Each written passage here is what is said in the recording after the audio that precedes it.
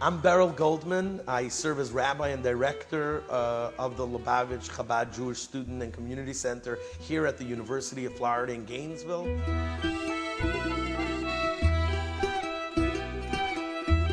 I was born in New York, raised in Brooklyn, went through most of my life the Lubavitch school system, and embraced this observant lifestyle.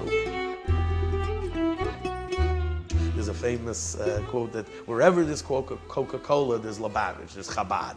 And that's true. Wherever there is Coca-Cola, there's Chabad, because wherever there's Coca-Cola, there's probably a Jew. The Lubavitch philosophy is to provide Judaism on every level to everyone all the time.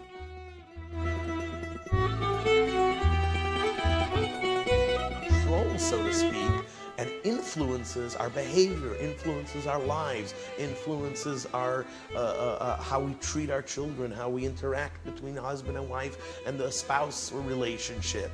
Judaism is a whole package. Judaism is a lifestyle. Judaism is not reserved for the synagogue only. It's not only what the rabbi says. It's about God being in the home, in the family, in your mind, always. Obviously, we dress in a certain way, meaning my wife and I hoping my children do. This guy comes over to me, an older guy, with a deep southern accent, and he says, "I hope I'm not offending you, Rabbi, but I always wondered how you keep that cap on." What is it? So I said, "It's glue." So then I said, "No." He says, "You know how they have those parrots on their shoulder and they don't fly away? How do you keep those caps on?" So I said, "It just stays on." I went like this, and he couldn't believe it. I'm Connie Goldman, and the wife and the mother of the family here. Seriously, my wife is the strength and brain behind this battery that makes this tick. For instance, Jewish schooling. We have to intensely homeschool. We learn Yiddish, the Yiddish language,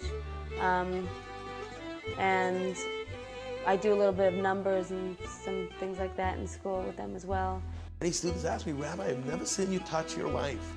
And I mean, obviously the students know we have 4 children, we have a healthy marriage, you know, but the physical interaction between husband and wife, those intimate moments in Judaism are reserved and are very sacred and private moments. And it's quite fascinating that students, even those that hang out here 8, sometimes 16 hours a day during some periods, never see Chani and I even physically touching each other in front of other people.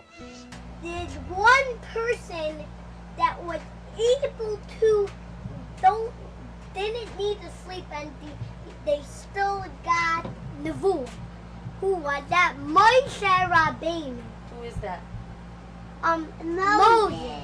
Mendel, who I'm trying to shelter and trying to teach him the type of education that I had, and the intense Jewish education that I want him to receive. And he knows, he rattles off, he knows every football team and every baseball team. He knows more about baseball than I ever bargained for, ever wanted him to know.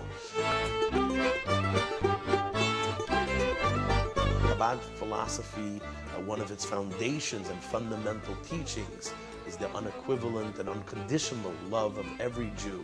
Well, 2 summers ago, I had a pretty bad drug problem, and I was looking for help somewhere in Gainesville, and I guess I looked for some spiritual help, and that led me to Rabbi Beryl Goldman. When I first went to his house, I was coming off of heavy amounts of really heavy drugs. I was like the Walking Dead pretty much, and I walked in there and he just saw someone that needed help. He didn't see a person that was sweating and completely emaciated and skinny and not feeling very well. He just saw a person, a fellow Jew that wanted help. I mean, I think he would have done it for anybody. The greatest thing is that he accepted me for what I was and didn't care so much about my past and the way I look or the way I do things with my life now. Every human being, his dignity and respect is important. I see the next Martha Stewart here. Look at this, the Jewish Martha Stewart. Yeah, without an ankle bracelet. I cook, of course, for about 200 people every weekend and for all the other various programs that are going on. I start on Tuesday or Wednesday. We use the freezers a lot. we make, I'll make kugels or chickens, kugels, which is the Jewish kind of noodle pudding. Then I'll make a chicken and desserts, and then on Thursdays I'll do the pastas and stuff that can't be frozen. So it takes most of the week, and then Thursday students come to help cook. So.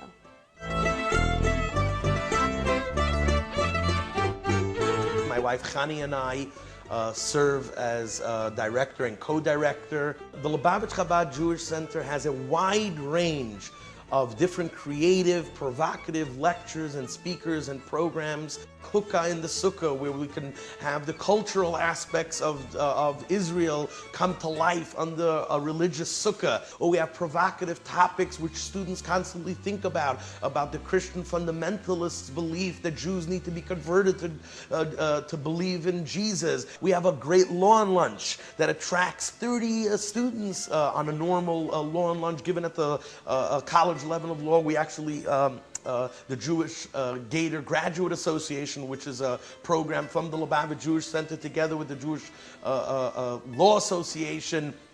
We have the hottest Jewish single social scene that exists north of Miami and south of Atlanta at least. I always announce to the students that, listen, I'm encouraging that you should meet and I'll set you up and I'll hook you up or something like that. But no living with each other until you get married. 6,000 Jewish students have shown a tremendous response to our efforts. And the more we work and the more we provide, the need grows. And although it might sound good that there's 200 students here Friday night, which there are, we're still concerned about the 5,000 students that don't attend any type of Jewish event. And the question is, why aren't those 5,000 Jewish students doing Jewish anywhere? And what I promise to you is that I'll pursue those answers and fill that void too.